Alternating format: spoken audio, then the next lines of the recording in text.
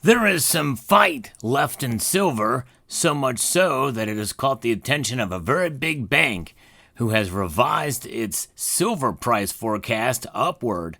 Let's talk about what it is and why we should be excited, but also cautious. Let's talk about it as we explore.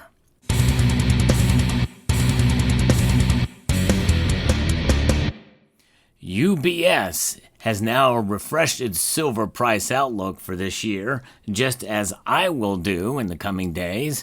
Nonetheless, this is a pretty big jump for them, and I can tell you right now that I'm not going to be as optimistic, yea, though I am optimistic for silver in 2025, and so far, it has proven to be paying off because silver's price has reached my goal, my target of $36 this year, and it stayed above that, at least right now. By the time you see this video, though, it will be Smackdown Friday. Mr. Slammy Slam will make his way through, and I think it's going to hit hard today.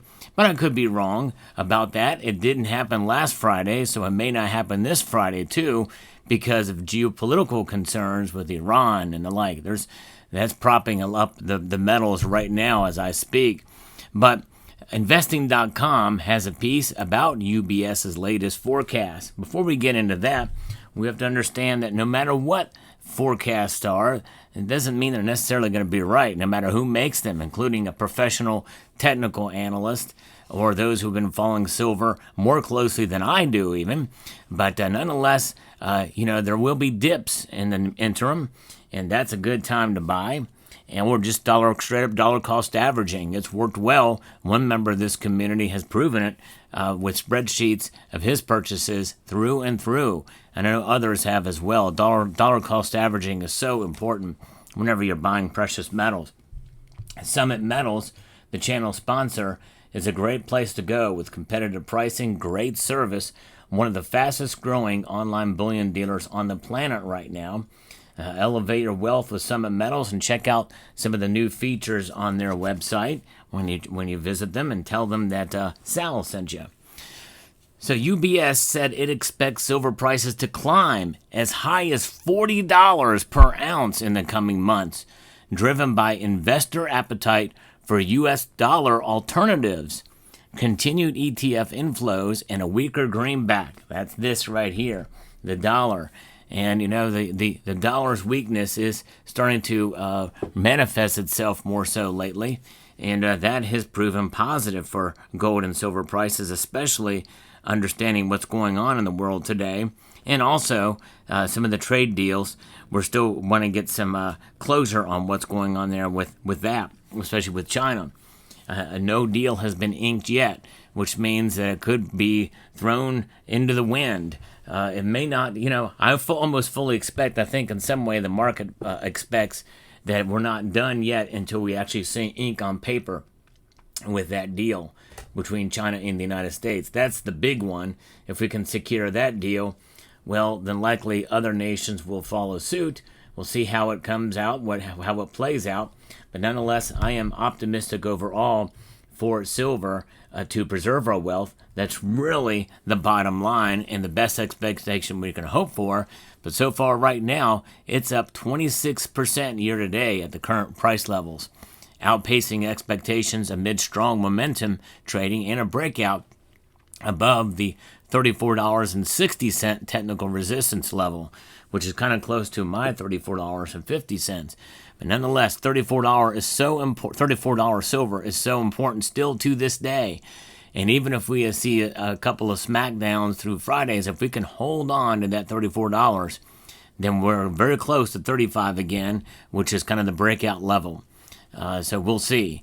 But yes, fascinating as we see that they have raised their forecast $2.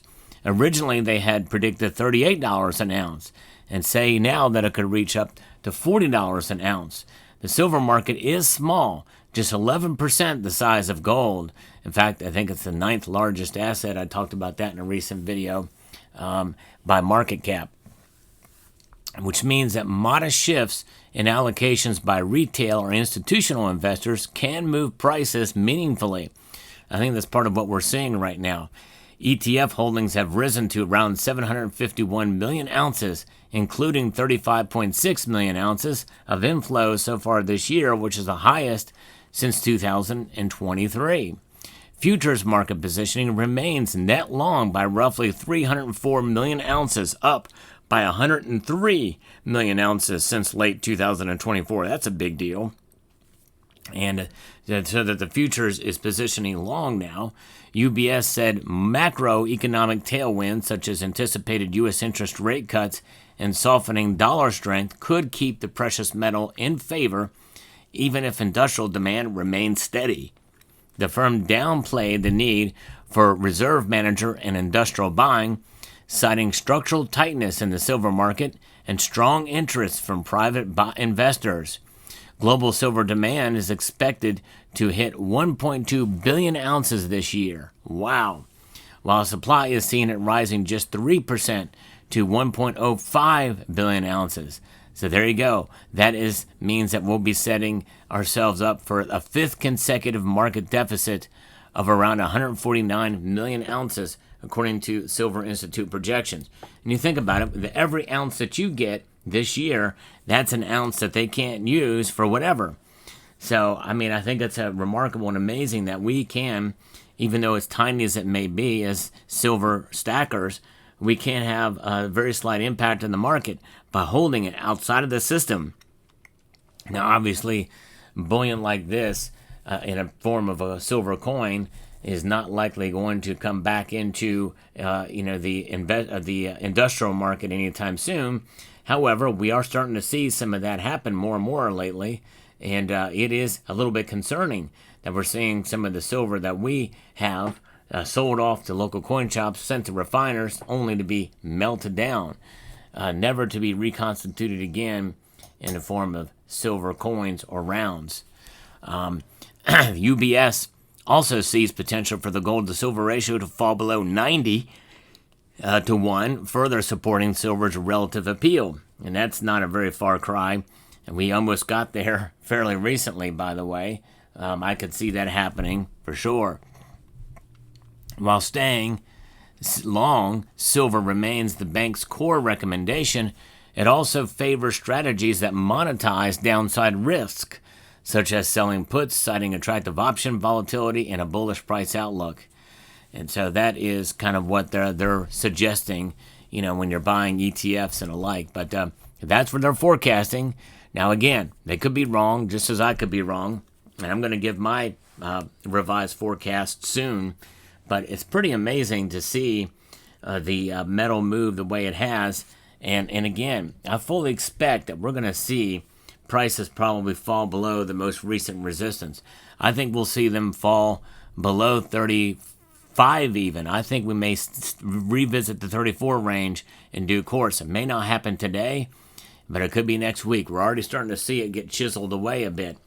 But I think likely, especially if the war drums continue beating with Iran, then that could really pose a pretty big threat to the international order and stability in the marketplace as well.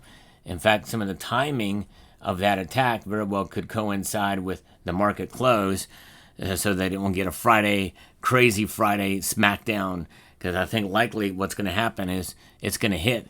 And maybe when it hits, the market's reaction to it could be down dramatically, and we could see silver get hit hard at first before recovering, and gold could actually skyrocket. We'll see how it plays out, but nonetheless, no matter what, silver maintains its appeal as a wealth preservation device over the long course of time. Hence why UBS is saying, hey, we should go long on silver now. And maybe that's what's starting to happen. Some of the shorts are getting sort of squashed out. They're suffocating the shorts with the long positions now. So we'll see. And with technical resistance, sort of setting up a support above 34.60. Well, that is a number to kind of watch as we assess what's going to happen here. But I think there's going to be a last-ditch effort, in my view, just as a hunch, to see silver fall to that area. But remember, one thing is for sure, the volatility of the silver market will remain, and we'll see the defeats as well as successes and wins in the silver market. But the dollar is a constant loser by definition or by strategy, by what the Federal Reserve is looking for, and by 2% inflation year over year is their target. Still inflation, but nonetheless, there you have it. Well, let me know what your thoughts are down in the comments section below. We'll see how this all plays out in the world of silver. And but it's an exciting time. 2025 is for the precious metals, something we've not seen in quite a long time. I mean, this what we've seen with silver right now is far outperforming inflation. So it has actually been, believe it or not, dare I say it, for 2025, silver has been a good investment. Although it should not be viewed as an investment, it should be used as a hedge against inflation and economic instability. So there you have it. I like to post daily news on precious metals, so I hope you will consider watching daily as I bring these videos to you. And I appreciate those of you who do already take the time to watch. It means a lot to me, very, very much. And with that, I'd like to extend a multitude of gratitude to you all for taking the time to watch this video, and encourage you to please rate, share, comment, and subscribe.